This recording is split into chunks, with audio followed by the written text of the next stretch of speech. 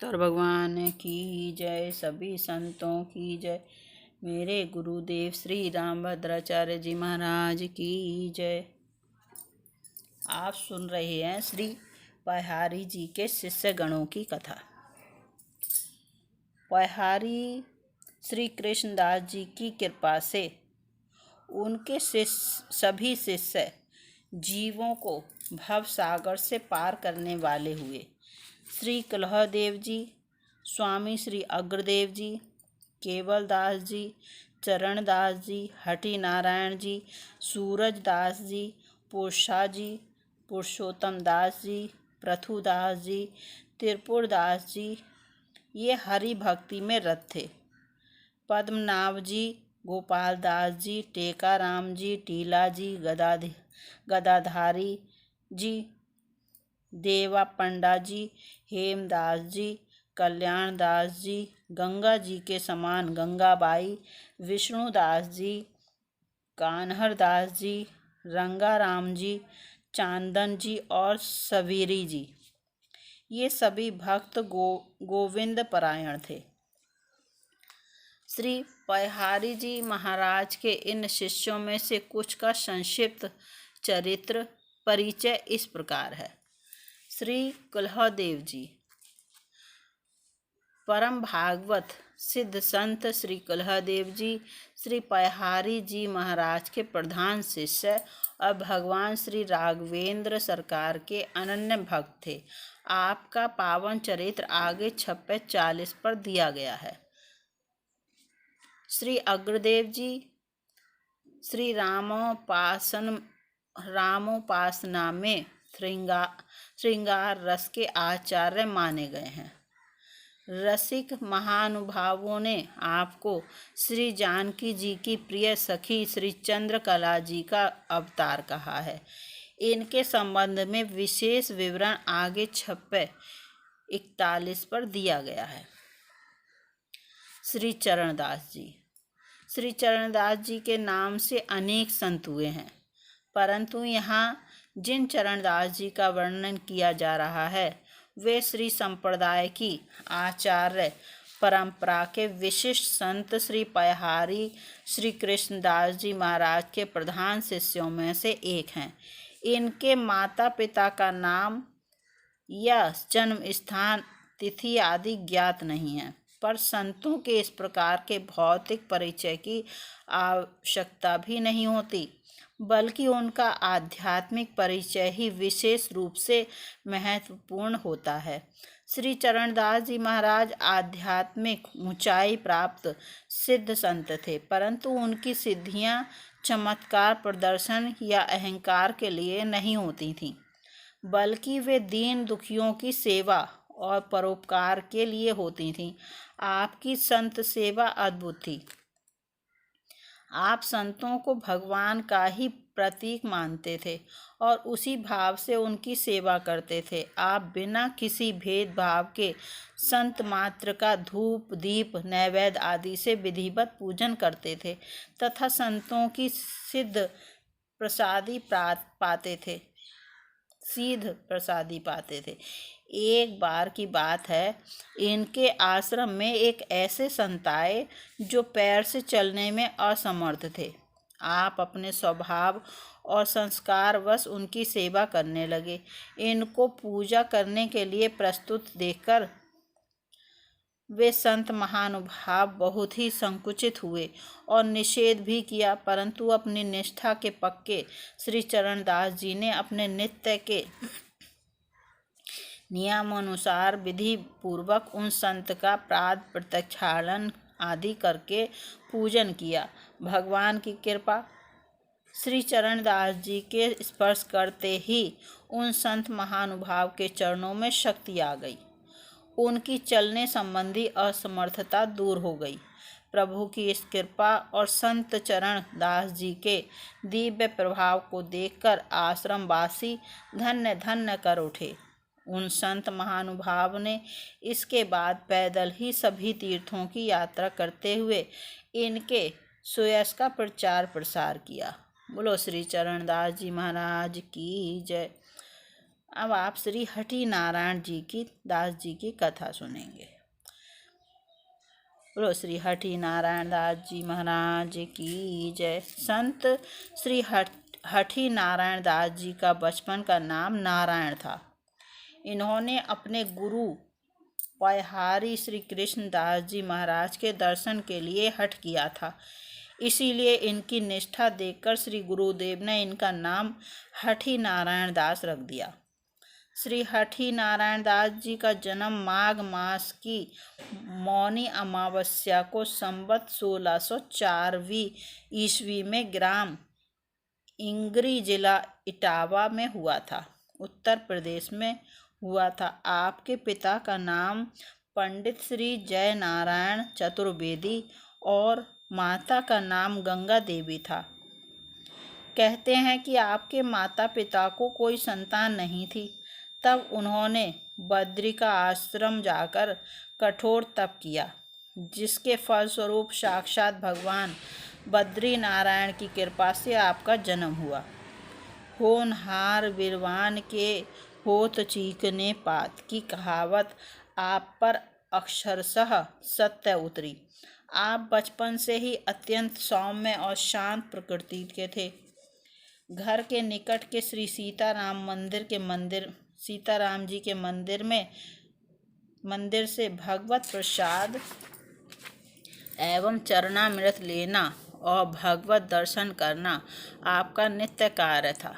कहते हैं कि जन्म के समय आपने रोने के स्थान पर भगवान श्री राम के बीज मंत्र राम राम का उच्चारण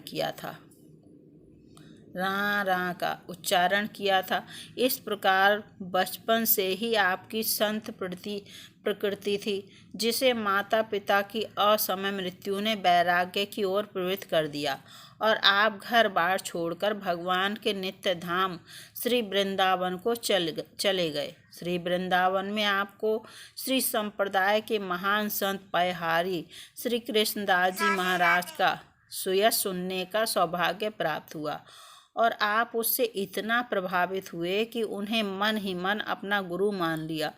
उस समय श्री पयहारी जी अमरनाथ गए हुए थे, अतः आप भी उनका दर्शन प्राप्त करने के लिए श्री अमरनाथ जी की अत्यंत दुर्गम यात्रा पर चले गए। इनका दर्शन के लिए हठ और सच्ची निष्ठा देखकर सद्गुरु श्री पयहारी जी महाराज बहुत ही प्रसन्न हुए और इनके सम्मुख प्रकट होकर इन्हें राम मंत्र का उपदेश दिया। श्री हठी नारायण दास जी भगवत भक्ति का प्रचार प्रसार करते हुए यत्र तत्र भ्रमण करते रहते थे। इसी क्रम में एक बार आप गुजरात प्रांत के नडियाद ग्राम पहुँचे। वहाँ के लोगों ने आपका बड़ा स्वागत किया। उस ग्राम के पास में ही एक तांत्रिक रहता था। उसे आपकी बढ़ती हुई कीर्ति सहन न हुई। उसने आपको अप्रतिष्ठित करने और भगाने के लिए अनेक तंत्र मंत्र किए, परंतु उनका आप पर तो कुछ प्रभाव न पड़ा। उल्टे वह तांत्रिक ही उन अभिचार कर्मों के दुष्प्रभाव की चपेट में आ गया। अंत में उसने स्वयं आकर श्री हठी नारायण दास जी की शरण ली और उनके सदुपदेशों का श्रवण कर वह स्थान त्याग कर चला गया और एकांत में भगवत भजन करने लगा। एक बार आप भगवत भक्ति का प्रचार करते पंजाब पहुँचे। आप शुद्ध बुद्ध होकर राम प्रेम में मतवाले होकर संकीर्तन कर रहे थे। लोगों ने आपकी प्रेमोन्मत्तता की दशा को न समझकर भंगेड़ी समझ लिया। नशा किया है क्या? ऐसा लोगों के पूछने पर आप कह भी देते थे कि मैं नामी नशेबाज हूँ। आपका तात्पर्य होता था कि मैं नामामृत का पान कर उसके नशे में उन्मत्त रहता हूँ, जबकि लोग उसका उल्टा अर्थ ले लेते थे और आपको अत्यधिक नशा करने वाला समझते थे। कहते हैं कि आपके संकीर्तन में इतनी दिव्यता होती थी कि चेतन मनुष्य की क्या बात, जड़ वृक्ष भी झूमने लगते थे। धीरे धीरे आपकी प्रसिद्धि वहाँ के राजा के कानों में भी पहुँची। लोगों के द्वारा उन्हें ज्ञात हुआ कि राज्य में एक सिद्ध महात्मा आए हैं। उन्होंने दरबार में बुलाकर इनका बड़ा सत्कार किया, परंतु इनकी सिद्धि की परीक्षा के लिए इनके भोजन में तीव्र विष मिलवा दिया। संतजन भोजन करने से पहले उसे भगवान श्री हरि को समर्पित करते हैं, तत्पश्चात उसे प्रसाद रूप में ग्रहण करते हैं। श्री हठी जी ने भी उस भोजन को प्रभु प्रसाद के रूप में ही ग्रहण किया। अब प्रभु कृपा से उन पर कोई प्रभाव नहीं पड़ा। यह देखकर राजा अत्यंत लज्जित हुए और इनके चरणों में पड़कर अपने अपराध के लिए क्षमा याचना की। संतों के हृदय में तो क्रोध के लिए कोई स्थान होता ही नहीं। श्री हठी जी ने उन्हें सदुपदेश देकर भक्त बना दिया। राजा के भक्त हो जाने से राजा भी प्रजा भी भगवत भक्त हो गई। इस प्रकार विमुख जीवों को भगवत सम्मुख करते और भगवत भक्ति का प्रचार करते हुए श्री हठी नारायण दास जी ने श्रावण शुक्ल सप्तमी संवत 1703 ईस्वी को भगवत धाम की प्राप्ति की। बोलो श्री हठी नारायण दास जी महाराज की जय। अब आप श्री सूरदास जी की कथा सुनेंगे। बोलो श्री सूरदास जी महाराज की जय। श्री सूरजदास जी महाराज की जय।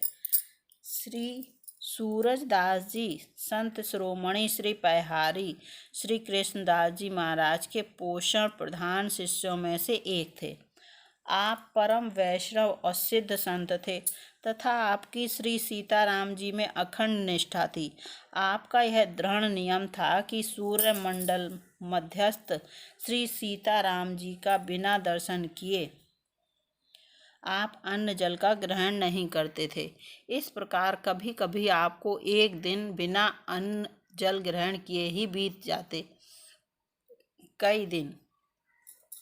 कभी कभी आपको कई दिन बिना अन्न जल ग्रहण किए ही बीत जाते, परंतु अपनी नियम निष्ठा में किंचित भी ढील देना आपको स्वीकार नहीं था।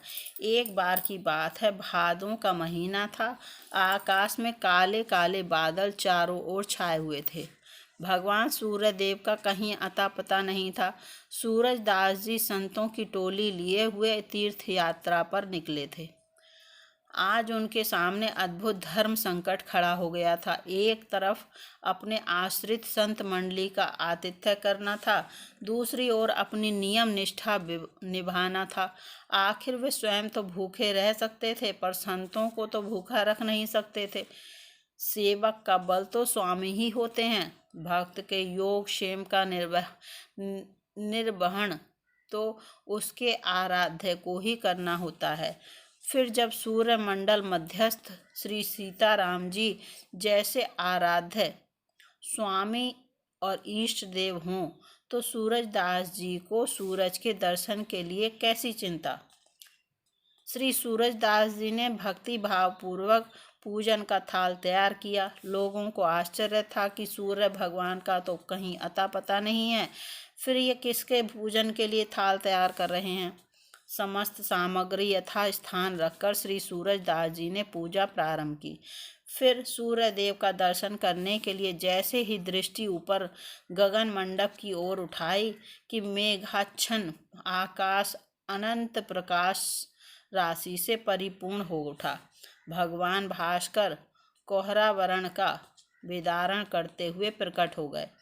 अनन्य श्रद्धा भाव से सूरजदास जी ने उस सूर्य मंडल के मध्य में अपने आराध्य श्री सीताराम जी के दर्शन किए। संत मंडली भक्त और भगवान की जय जयकार करने लगी। भक्त का प्रेम, भगवान की कृपा देख सब लोग धन्य हो गए। ऐसे तेजस्वी और निष्ठावान संत थे श्री सूर्यदास जी।